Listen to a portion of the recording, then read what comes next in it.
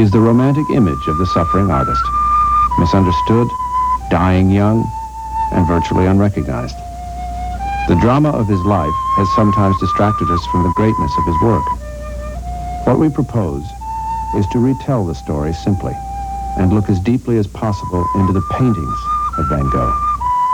In a brilliant light, Van Gogh in Arles. Be watching Thursday night at 10 o'clock. Ken Howard stars in Mark Twain's story about the social and psychological effects of slavery in America. American Playhouse presents Pudd'nhead Wilson Monday night at 9 o'clock. You're watching viewer-supported KPBS Television, San Diego.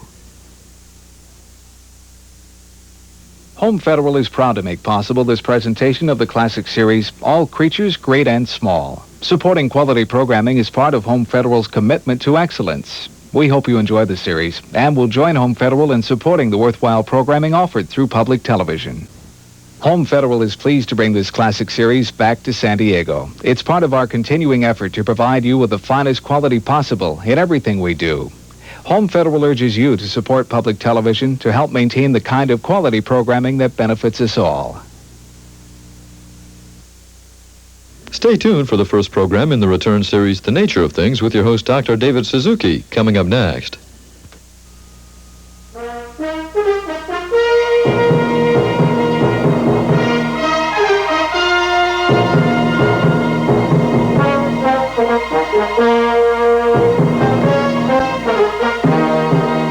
I'm Marty Stauffer. America's fastest animal can also claim to be one of its most ancient citizens. And one of our most common animals turns out to be one of the most fascinating. Let me introduce you to some of the creatures I call all-American animals. Next on Wild America. Rare film sequences will excite and inspire us as we learn why some familiar animals are true Native Americans and why some others are not.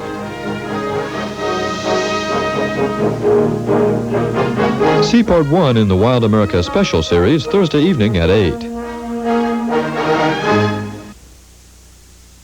The Great KPBS Festival Sweepstakes is on its way. You'll be receiving information in the mail soon.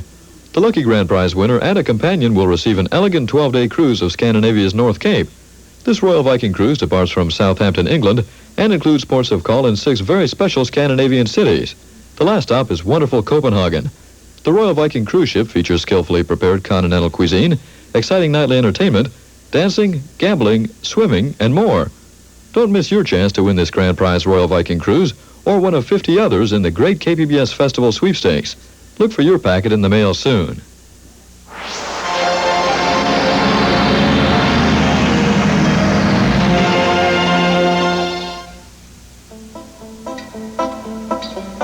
He settled the interior valley of California, one of the most important milestones in the state's history. Part con man, part businessman, he was given the golden opportunity to be one of the greatest men on the American frontier. This is Charlie Jones in Merlin Olsen. John Sutter's career was full of contradictions. Born in Switzerland, he married when he was 23, fathered a family, ran up a tremendous list of bills, and was able to avoid debtor's prison only by abandoning his family and escaping to America in 1834. Sutter spent the next 5 years traveling the West, pretending to be a military captain and a man of means. In 1839, he arrived in California with the dream of establishing a personal empire. With his considerable charm and infectious enthusiasm, Sutter persuaded the Mexican governor of California, Juan Bautista Alvarado, to award him a grant of some 49,000 acres. That's 76 square miles of the marvelously fertile Central Valley east of San Francisco. Sutter built a stockade and a fort, called himself Captain Sutter, a rank he claimed for imaginary service in the Swiss Guard. He named his settlement New Helvetia after the ancient title of his home country, but everyone else called it Sutter's Fort. He built a feudal barony in the valley, a vast landed enterprise which stretched over the countryside. It was nearly self-sufficient, a combination fort, farm, trading post, and ranch, which included thousands of cattle, horses, sheep, and hogs. The original adobe walls of Sutter's Fort were 18 feet high and 2.5 feet thick. Within the walls were Sutter's house, barracks, a bakery, workshops, a mill, and 2 prisons. And right outside, a splendid 2-acre rose garden. Sutter was unusually well thought of by practically everyone, except his creditors. For example, he purchased Fort Ross from the Russians, just north of San Francisco, agreeing to pay $30,000, but he never paid them more than a fraction of what he owed them. His multiple ventures appeared to prosper, but he was almost constantly and disastrously in debt. Somehow, Merlin, he managed to stay solvent and at the same time act as one of California's most gracious hosts. New settlers and visiting dignitaries found him to be very generous, and the self-styled land baron developed a reputation as a man of means, while actually living a very precarious existence. Then came James Marshall's discovery of gold in the tail race of his partially completed sawmill. Sutter was more interested in building an empire than in finding gold, so he tried to keep the discovery quiet. But word got out, and his property was soon overrun by prospectors. Within a year, more than 10,000 fortune seekers were working claims in this area. But Sutter had no formal title to the real estate, so as far as the miners knew, this gold-rich land was public domain. And with the outcome of the Mexican War still in doubt, no competent authority existed in California to decree otherwise. Gold fever spread rapidly. Within 6 weeks, all of Sutter's laborers, who were earning about $1 a day in keep, had deserted his stores, farms, and ranches. They headed for the gold fields to find their fortune. Without this cheap labor, Sutter's plans came tumbling down, and strangers swarmed over his land. That fall, his wheat was rotting in the fields, his stock straying through broken fences or being killed by hungry miners. Sutter also had other troubles. When he first set out in quest of his empire, he had borrowed large amounts of money, and now his creditors were closing in. Stories of Sutter's dual lifestyle, wealthy host and debt-ridden businessman, reached Europe, and one of his sons came to get the news firsthand. Young 22-year-old Augustus Sutter found his father in a terrible situation, living the good life socially while his debts mounted. In a legal move to try and hold off his creditors, Sutter's biggest holdings were transferred to his son's name. Young Augustus fought gamely to save his father's holdings. He managed to raise enough money to pay off the biggest of the creditors by selling lots in a booming new town site called Sacramento. But Sutter's extravagances got the better of him again, and within a year, he had lost most of his property. In a final irony, squatters took over his ranch, and Sutter left California, never to return. Sutter went to Washington to try and claim a payment of $125,000 from Congress for the land he lost to the prospectors. But his proposal fell on deaf ears. From vast holdings to poverty, his fall was tragic and lonely. But John Sutter was really no more than a visible symbol of the fate suffered by many on the American frontier.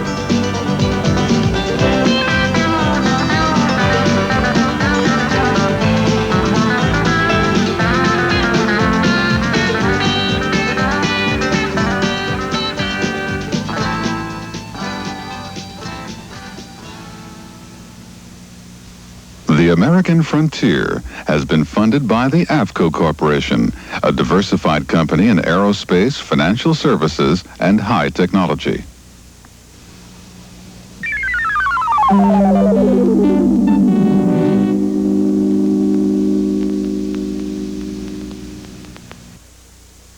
Follow the incredible march of the spiny lobsters with the undersea world of Jacques Cousteau tomorrow evening at 7 o'clock.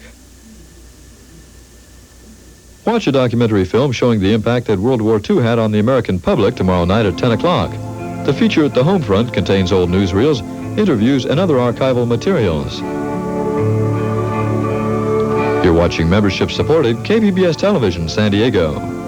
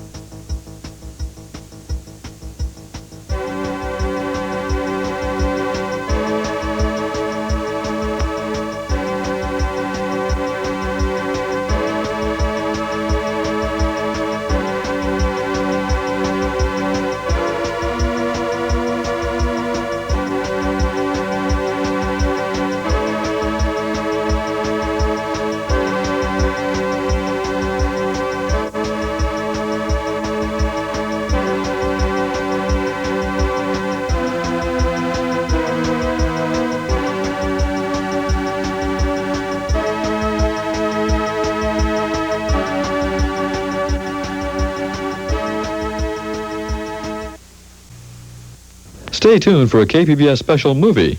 George Bernard Shaw's satirical fable Androcles and the Lion is next.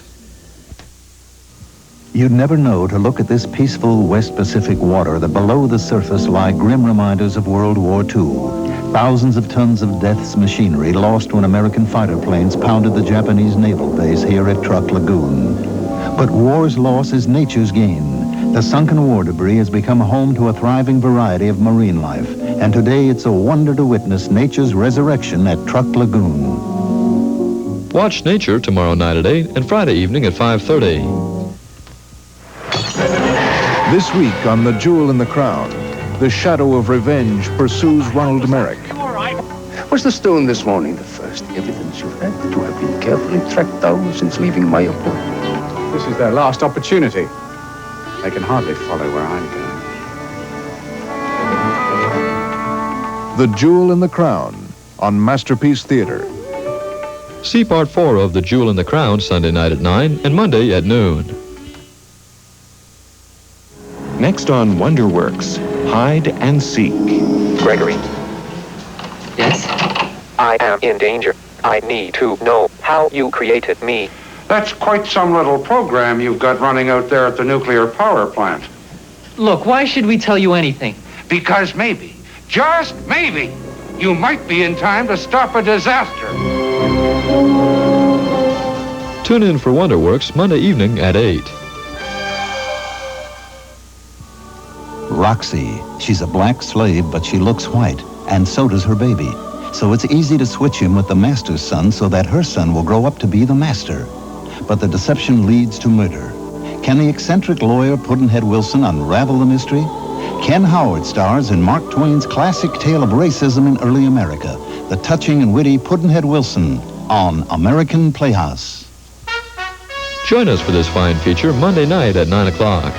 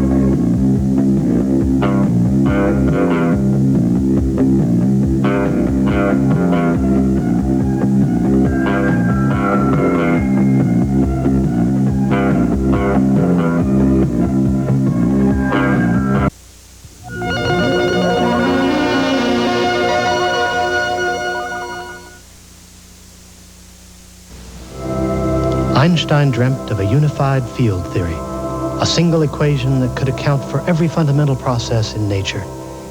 Today, science is close to fulfilling Einstein's dream. The nucleus of the atom is yielding up evidence of a primeval symmetry that would have manifested itself for one golden moment in the Big Bang at the beginning of time. I'm Timothy Ferris. Join me for The Creation of the Universe, a 90-minute special that explores the realm of the galaxies and peers down into the world within the atom, where cause gives way to chance and the structures of space and time break down. It's the ultimate history story, the story of how a single kernel of energy could have become everything that there is. Watch The Creation of the Universe, Wednesday evening at 9 o'clock. Our landscape has been evolving for over 2 centuries, but most dramatically during the last 100 years, under influences as varied as the people who have made San Diego their home. By looking at San Diego's past through its architecture, we can better understand why the city looks the way it does today and what we might do to shape its look in the future. See this special look at San Diego architecture Wednesday evening at 10:30.